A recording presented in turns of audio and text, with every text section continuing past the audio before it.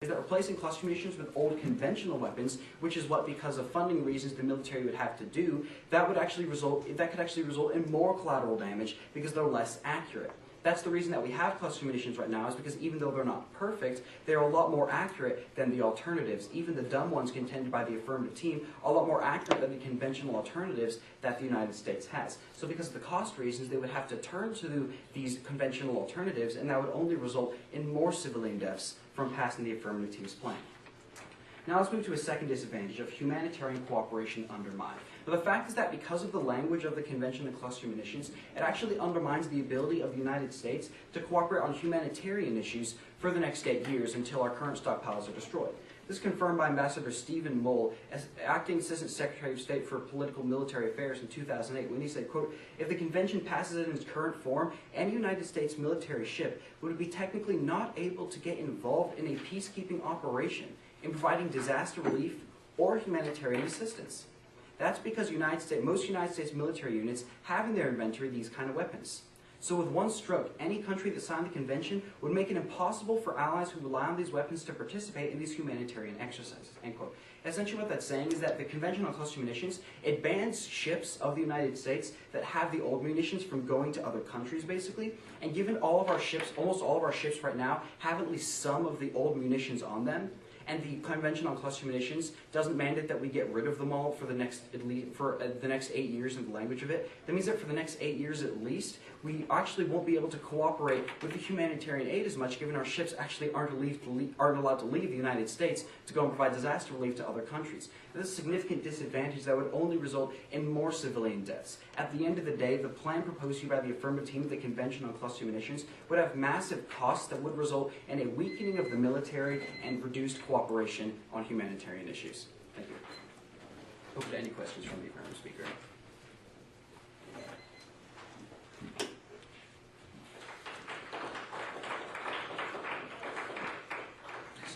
That was for you. Okay. Alright, hey Roman, just got a couple of questions that I gotta have about your speech. Starting off, Alright. does their mandate actually say we'll replace our entire stockpile with these smart munitions, or did it just say the USFG will just start to produce them? Well, I was taking my analysis there from looking back at the cross-sects, the one I see, when I asked Kyle, so if they were twice as effective, you'd use half as many, and he said, yeah, that's about how it would work. So I was looking at the analysis from the cross-sects. Okay, interesting. And now your 3.7 trillion number, Yeah. Was there actually evidence for that, or was that just your calculations? Well, basically what the evidence said was that 510 of the upgraded units would cost 510 million. So if you divide that by 510, you get the cost per unit, and then it's just simple math. You don't need an expert to do Okay, let's talk about the upgraded munitions you said we have. Now, you read some evidence from some British researchers saying the best type of munitions is the 10%, have a 10% failure rate, correct? Yes. Was this talking about Britain's cluster bombs or the United States? It was talking about the United States using cluster bombs, and then British explosive ordnance experts, a study that they did looked at the cluster munitions used by the United States. Okay, do you mind if I see that evidence? Of course. I mean, I don't mind. I mean, okay, all right. And moving on now, we talked about how. Now, did we not say in our 1AC that the centrifuge weapon actually has a 1% failure rate? You did say that. I was responding to that with saying that according to these British explosive ordnance experts, when we've used our smartest munitions before in actual combat, it's had a 10%. Okay, did that actually say the smartest, or did it just say one of our smartest? It said one of our most upgraded ones. It didn't specifically say centrifuge, but it was talking about the specific technology of the upgraded cluster munitions. All right, let's talk about your disadvantages now. So your link to the first disadvantage is that of funding, correct? That's one of the links, yes. Okay, what would the other links be there? The other links were that the United States military, well, I mean, funding was one of the main ones, but also the military would just probably turn to conventional weapons more, given they would have to be destroying their old stockpiles of cluster munitions. They'd have less of the new ones, according to you, so they would have to turn to more conventional weapons. Okay, interesting. Now let's talk about your final disadvantage. Now, so you're at evidence saying the convention in its current form would restrict humanitarian cooperation, right? Yeah, that's what it said. Okay, can I look at that evidence, please? Okay. Okay, great. Okay, also more about this disadvantage. Now, so basically, you're saying if we take our cluster munitions off of our ships, then this point doesn't apply. Basically, that's the point. But however, given the convention doesn't mandate that we do that for the next 8 years, this disadvantage does apply for a substantial amount of time. Okay, so you're saying the United States would probably wait 8 years then to take off to just get rid of our bombs from our The ships? fact is that we have cluster munitions of the old type on almost every single ship, according to the evidence. So we wouldn't be able to completely verify. It would be hard to take the time to do all of that, and it would provide restrictions on our humanitarian cooperation, in which time is of the essence. So we'd have to go look through ships to try and find the old ones, and that would lose time, which would cost lives. All right, looks like we're out of time. Thanks. Thank you.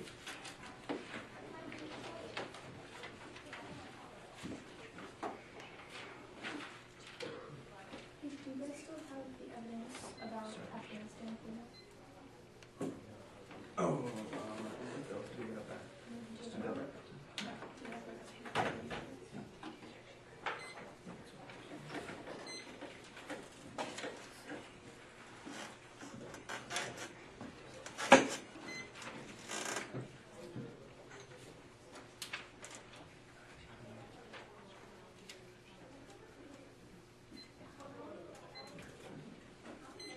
okay, we used about 25 seconds of our time. Got it.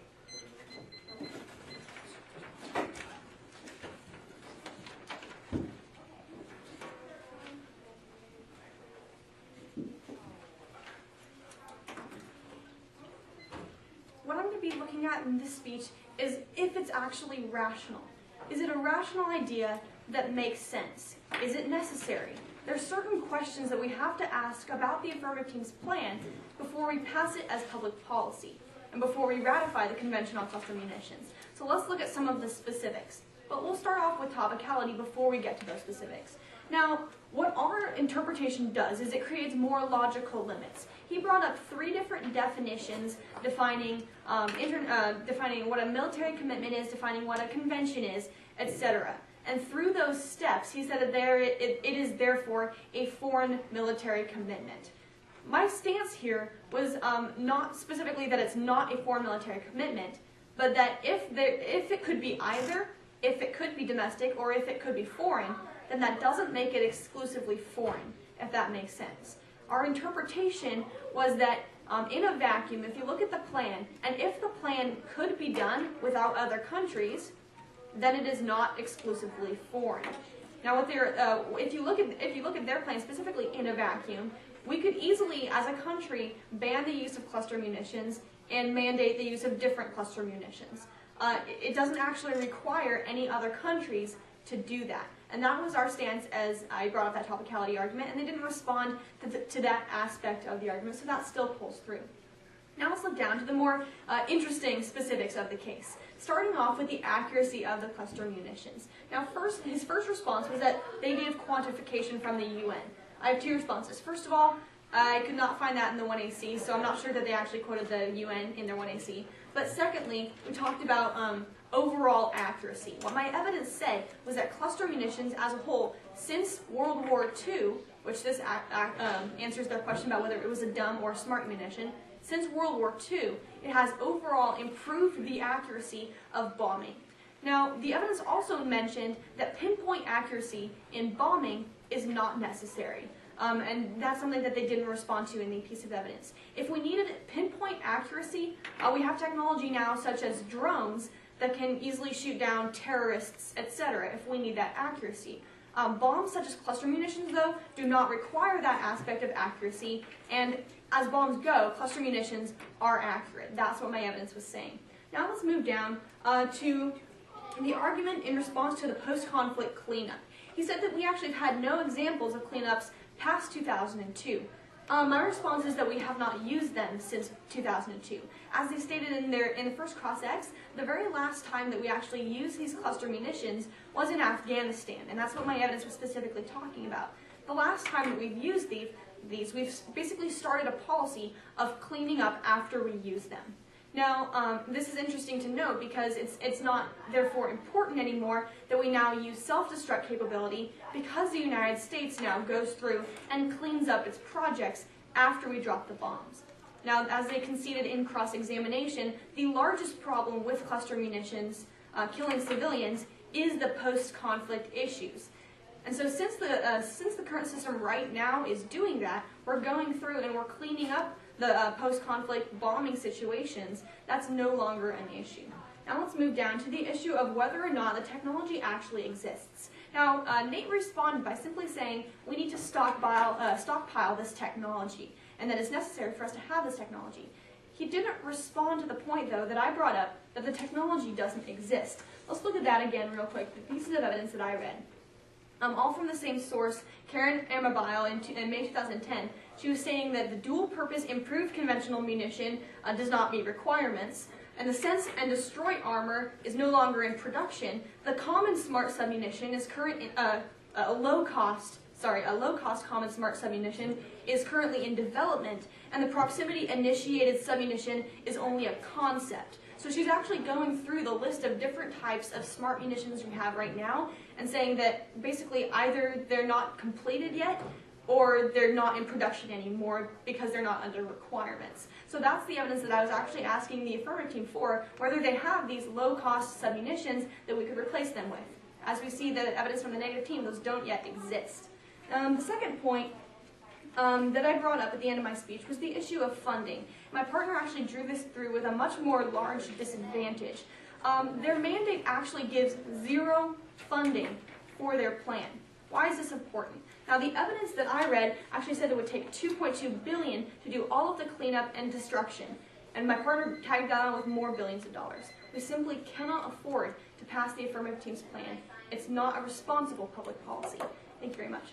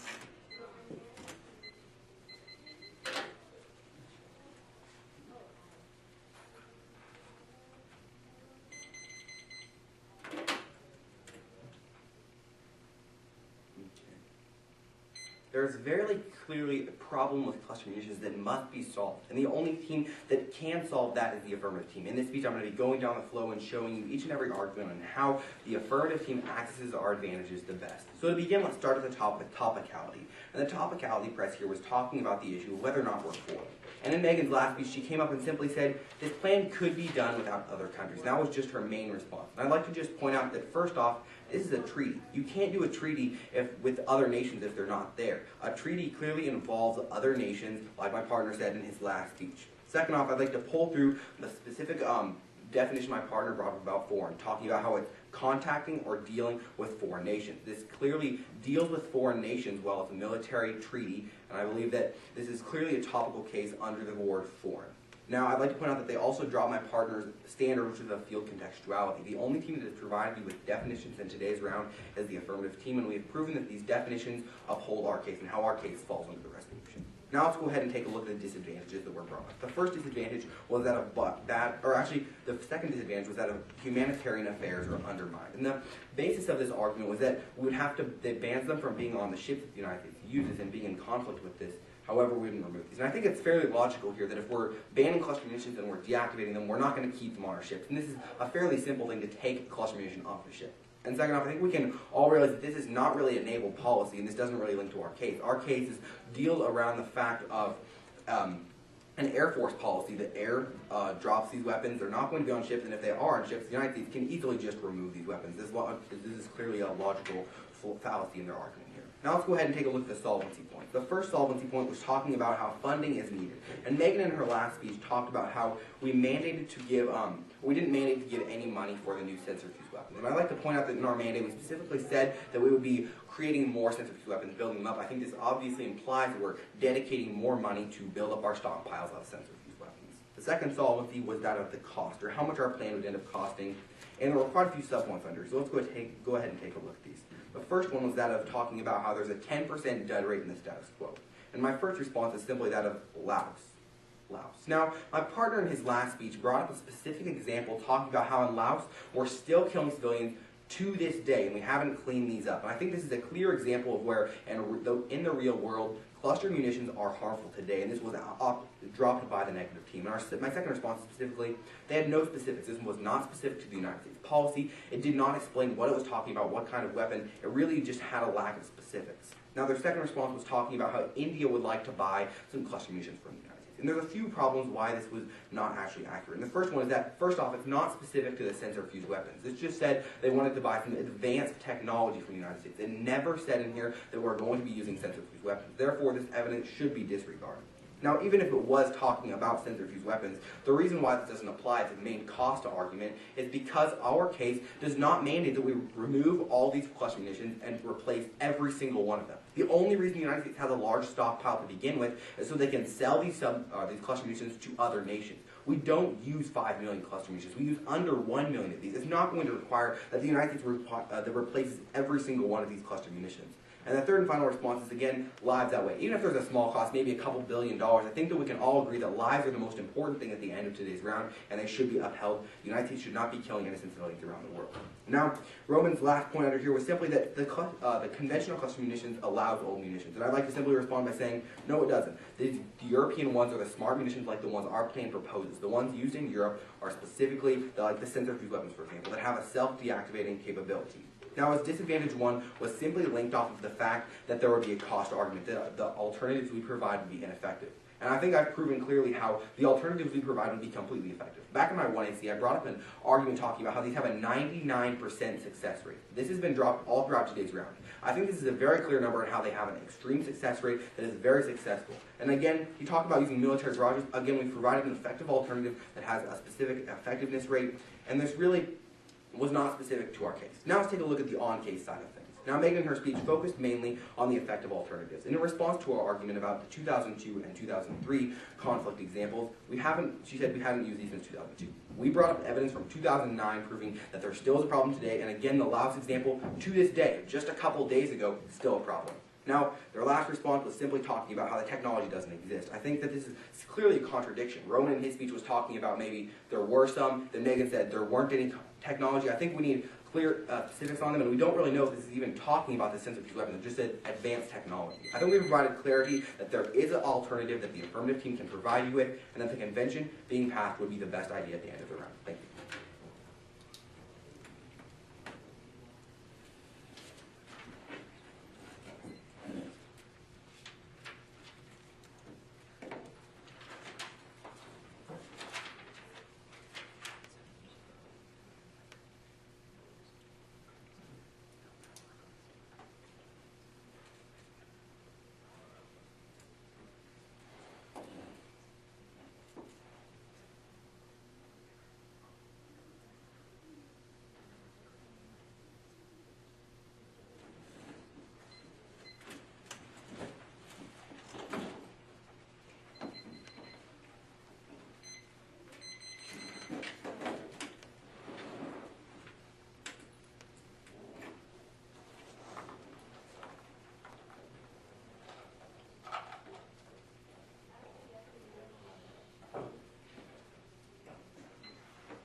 When I go to college in the fall, I would love to stay on campus at Seattle Pacific University while we go.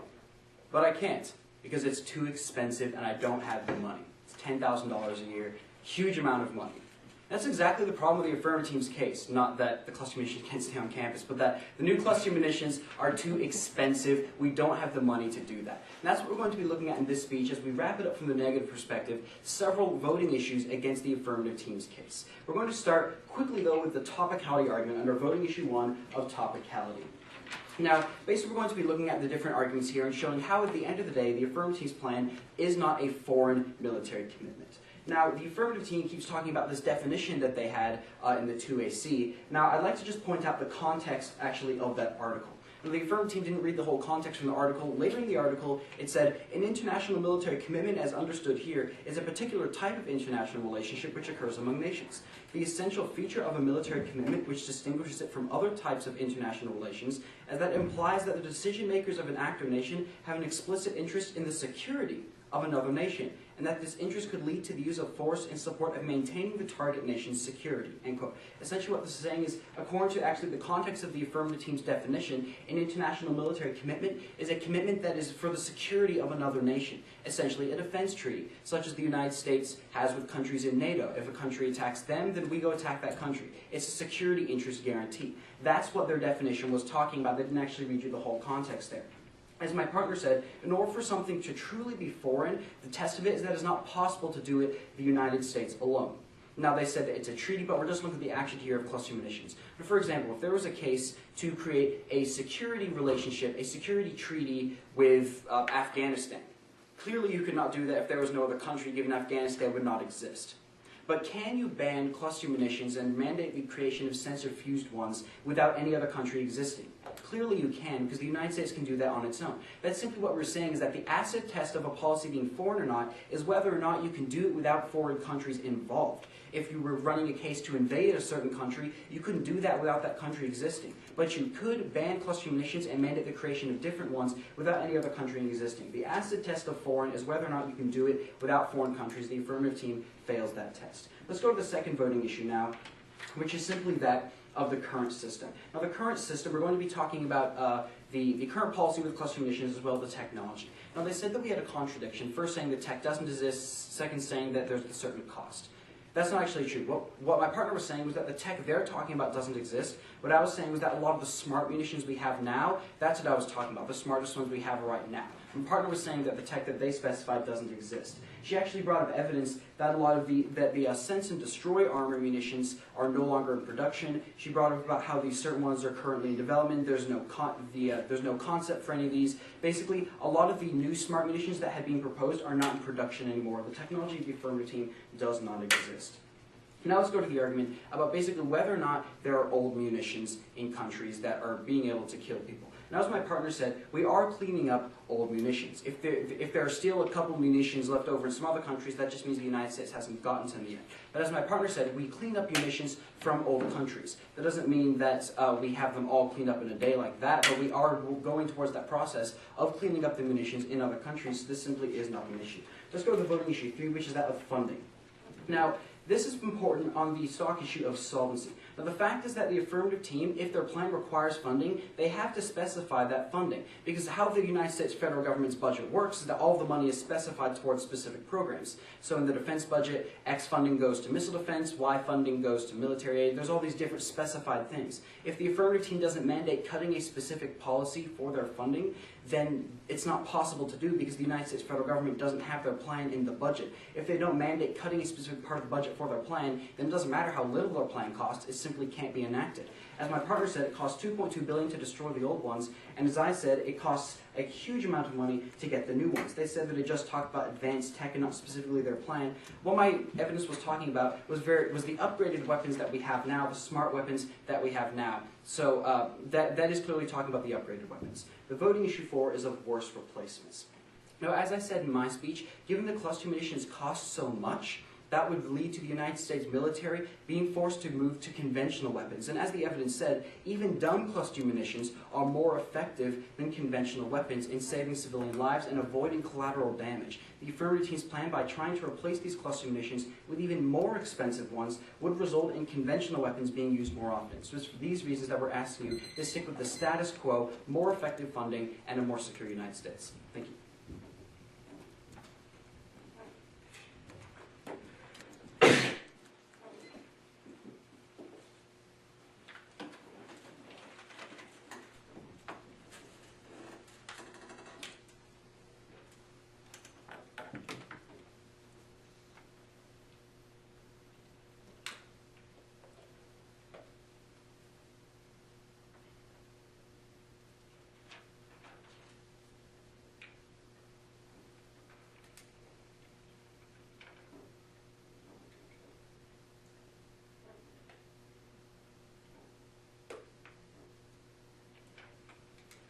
Are you guys telling me about time? I think we have like a minute left, if that's not right. Yeah, minute 20.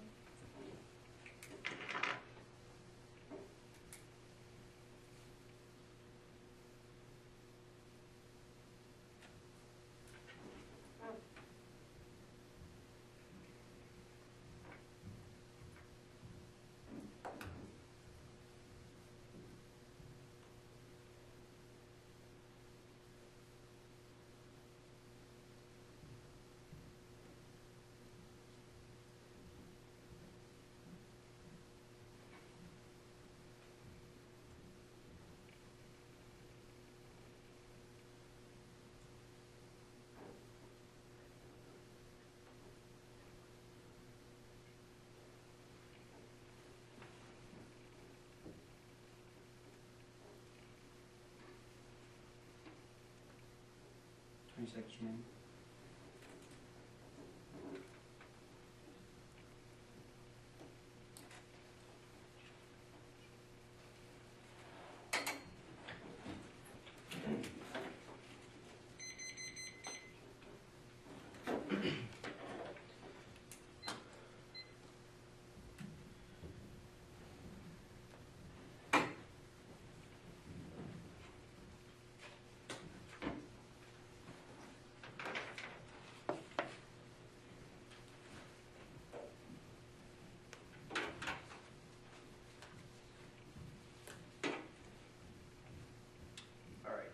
Now, the negative team throughout this round has made a great attempt at arguing against one half of our case. They've argued the point about military strength.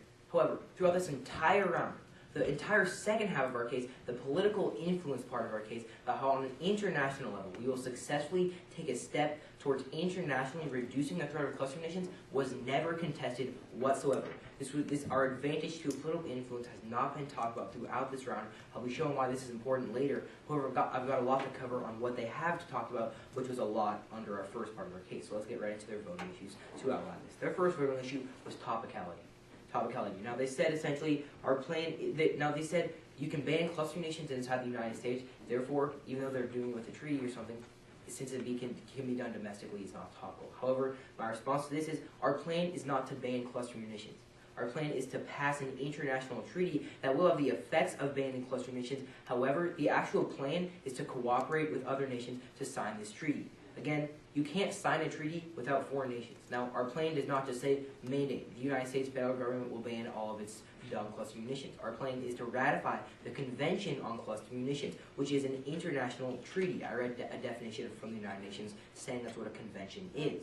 Our plan reforms our foreign military commitments towards other nations because our actual policy that we enact is an international treaty. That's the policy we enact, is a treaty between other nations. You can't sign a treaty without any sort of other countries, and that's what our plan is to do. It is to sign a treaty. Therefore, I would urge you to side with the affirmative team because we're actually looking to the specifics of our mandate. Secondly, they said their second voting issue is that of the current system.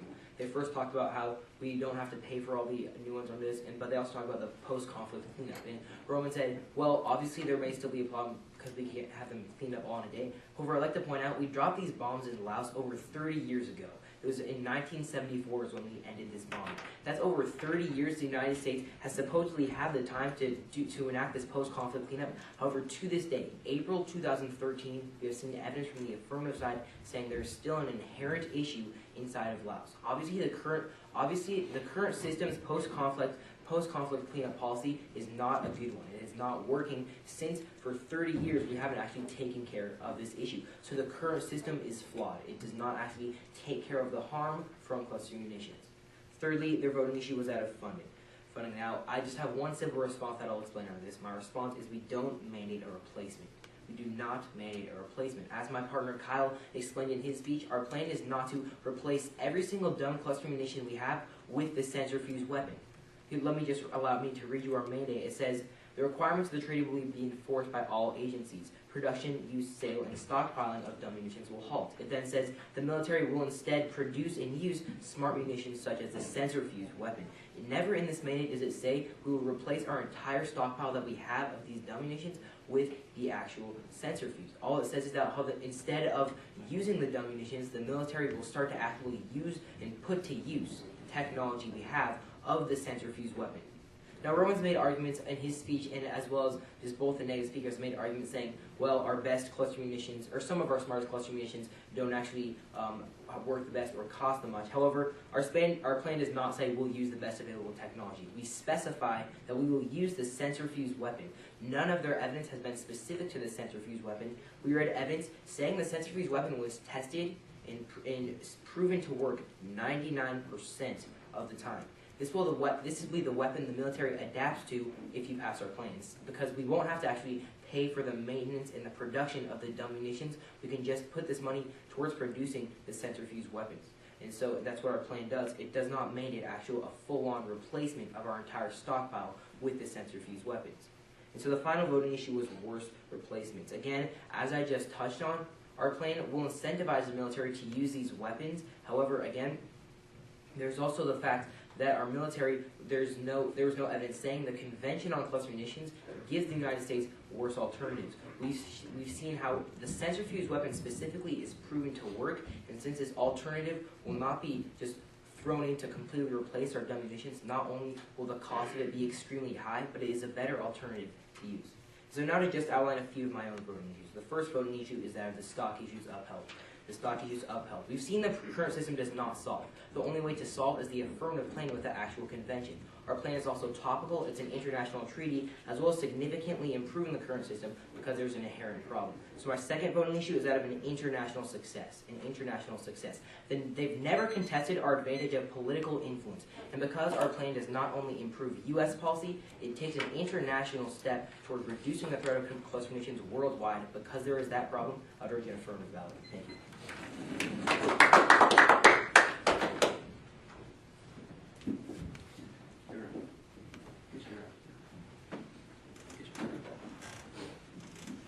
That was a Thank you very really much. round, you guys. Thank you. Thank you. Thank you so much for your time. Welcome. Thank you very much.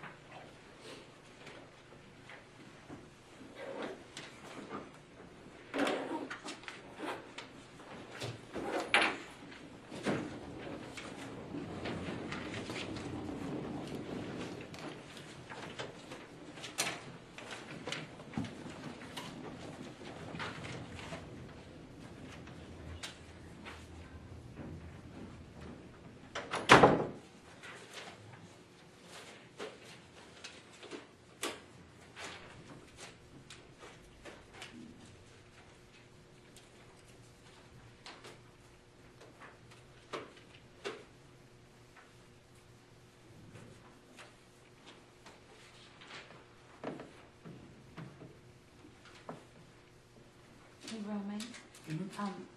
it's inventory, I think, I forget what you said, inventory. Oh. That might be New Zealand, might be New. And then, I'm pretty sure you meant barrage, Oh, yeah. What did you the say? barrage, Oh, barrage. yeah. Like garage? Actually, yeah, I think that might be how you pronounce it in New Zealand. For example, garage is pronounced garage. Garage, yeah. Yeah, so it's probably my. Yeah, New I'd like to Zealand. get by with bean. Sorry about that. No, that's cute. No, we know the fries, and they all say bean too. Yeah, bean. I've noticed that too.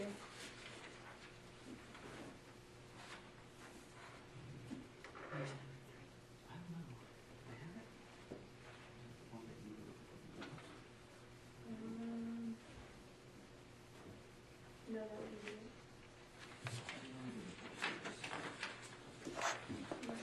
Oh, it's probably here. There's some more pages. Yep.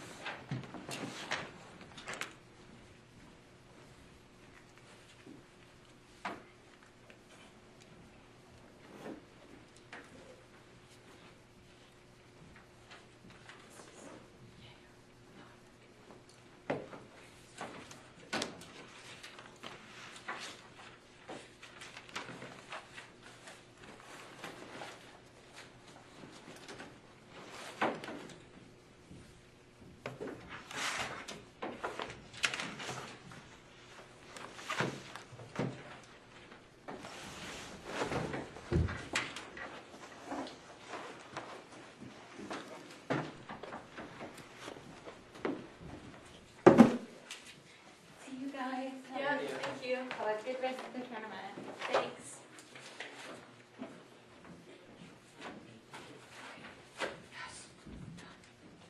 Yeah, I'll start you.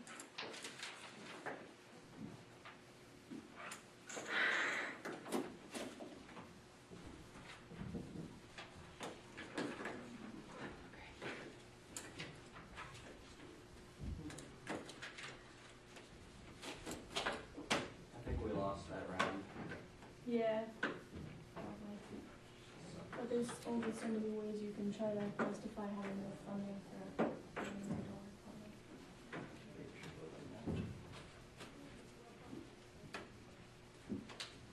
I think I have a piece of evidence in here about Laos, but I forgot about it. And I couldn't find it at the beginning either.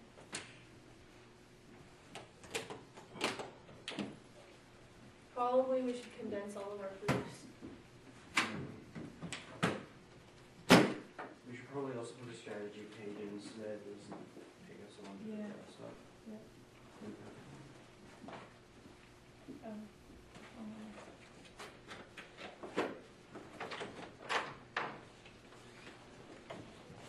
Hi there. Hi.